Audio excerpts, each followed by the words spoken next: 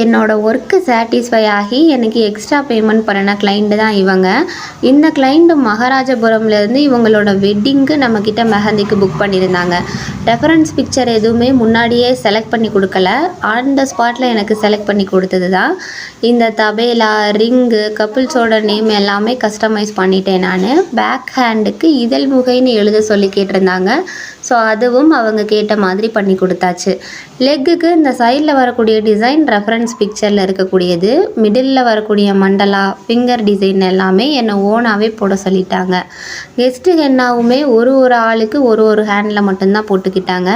நாங்கள் மெஹந்தி போடும்போது பக்கத்து வீட்டிலேருந்து ஒரு குட்டி பாப்பா வந்து எனக்கும் மெஹந்தி போட்டு விடுங்கன்னு சொல்லி அடம் பிடிச்சா. ஸோ அவளுக்குமே குட்டியாக 2 மண்டலா போட்டாச்சு. இந்த புள்ளி கோலம் எனக்கு கொஞ்சம் டஃப்பாக இருந்தது. ஏன்னா எனக்கு முன்ன பின்ன கோலம் போட்டு எக்ஸ்பீரியன்ஸ் இல்லை. ஸோ அவங்களோட கைடன்ஸோடு போட்டு கொடுத்துட்டு குமாப்பட்டி பஸ் ஸ்டாப் வரைக்குமே என்னை கொண்டு வந்து காரில் ட்ராப் பண்ணிட்டாங்க.